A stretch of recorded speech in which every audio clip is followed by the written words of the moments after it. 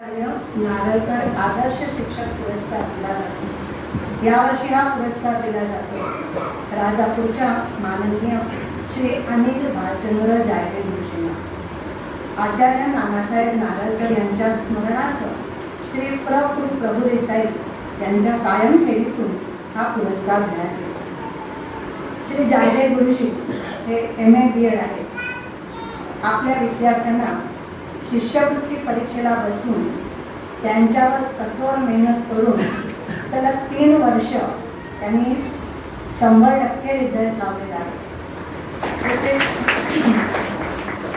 अत्यंत दुर्गम ठिकाणी काम करणाऱ्या माणसाने आपल्या विद्यार्थ्यांना BDS, MTS, गणित संबोधन परीक्षा याही परीक्षांना बसून याही परीक्षांचा त्यांनी 100% निकाल लावलेला आहे।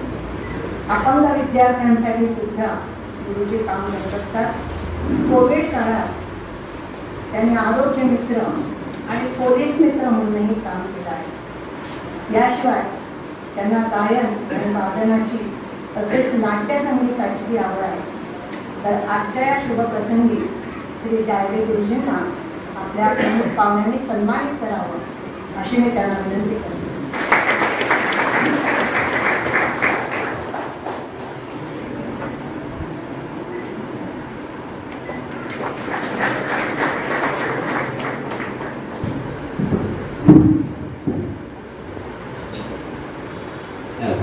नमस्कार। सन्माननीय चार मंचावरील सर्व मान्यवर, त्याचप्रमाणे उपस्थित सर्व ज्ञाती बांधव, बंधू भगिनी आणि बालबंधू, प्रथमतः कराडे ब्राह्मण संघाने माझा जो यशस्वी सन्मान केला त्याबद्दल प्रथमतः या कराडे ब्राह्मण संघ रत्नागिरी अध्यक्ष, सचिव, त्याचप्रमाणे सर्व कार्यकारिणी सदस्य यांना मी प्रथमतः धन्यवाद देतो आणि माझ्या मनोगताला सुरुवात करतो। आत्ताच म्हटल्याप्रमाणे कर्मण्येवाधिकार असते मा फलेषु कदाचन, कोणत्याही फळाची अपेक्षा न करता कर्म करीत राहा, असा जो आपल्याला जो वारसा मिळाला त्याप्रमाणेच मी माझ्या कार्याची सुरुवात केली। आणि एक योग असा की माझी सुरुवात सुद्धा 24/12 आणि आज मला सन्मानित करते कराडे ब्राह्मण ते पण 24/12 आहे। बरोबर तुमच्या योग म्हणा तसा योग घडून आला आहे।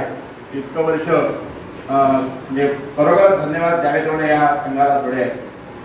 कार्याची सुरुवात मी माझी सुरुवात चिपळूणमध्ये झाली आणि झपाटून सुरुवातीला काम केले, कारण सुरुवातीच्या नेमणुका लांब असायच्या।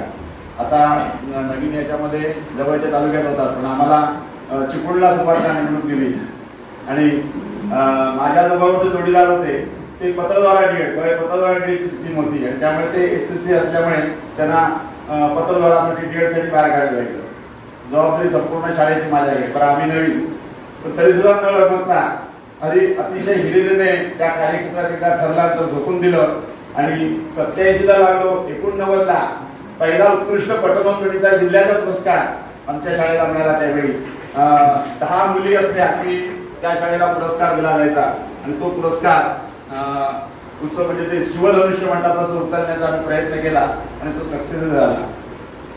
त्यानंतर 1992ला कुटुंब कल्याण, आता आम्हाला त्यावेळी माहित नव्हतं, माझं वय वर्ष अवघं 22-23 असेल। कुटुंब कल्याण म्हणजे हा मला शब्दही फार कुटुंब एवढं माहिती होतं, पण त्याचं कल्याण म्हणजे काय हा त्यावेळी परिचित शब्द फार नव्हता। पण त्यावेळी कुटुंब कल्याण म्हणजे फॅमिली प्लॅनिंग, कुटुंब कल्याणची एक केस द्या कंपल्सरी होतं, केसेस करायच्या, पण तरी त्या वयात सुद्धा मी डगमगलो नाही।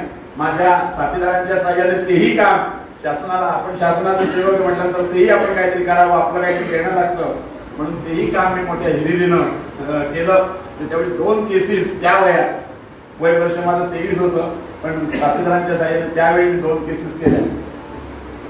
त्यानंतर 5-6 मध्ये शासनाचा नवीन जी आला आणि त्यामध्ये सर्व शिक्षा अभियान अंतर्गत इमारत बांधकाम जे RCC स्ट्रक्चर मध्ये करायचं असतं, अर्थात आम्हाला या शिक्षकांना आता सगळी काम आहे, कुठलं काम नाही, तुम्ही फक्त अध्यापन होतं, पण आता इमारत बांधकाम आहे, शौचालय बांधकाम आहे, कुठलं काम नाही असं नाही, ते आता सर्व जबाबदारी आमच्याकडे येऊन पडलेली आहे। त्याप्रमाणे 2005 साला इमारत बांधकाम आलं आणि त्यावेळी इमारत बांधकाम करायचं सगळं स्ट्रक्चर ते तपासायला लागायचं.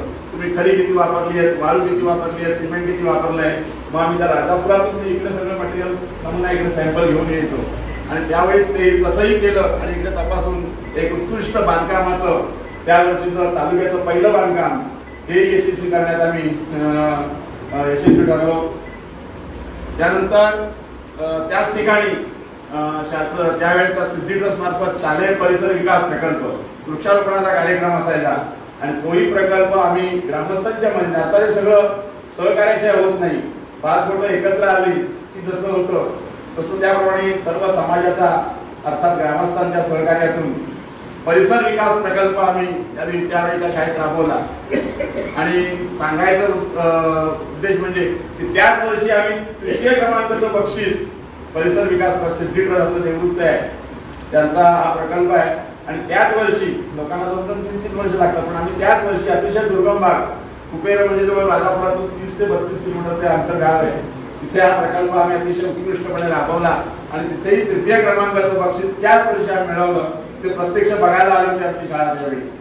असं एक म्हणजे काम केल्यानंतर आपल्याला काहीतरी चालना मिळते त्याप्रमाणे पुढे पुढे आम्ही जात राहिलो आणि 14-15ला आमच्या शाळेला इन्स्पायर अवॉर्ड विज्ञानाचा पुरस्कार जो असतो तो जिल्ह्याचा पुरस्कारही आम्हाला 14-15ला आमच्या शाळेला मिळाला.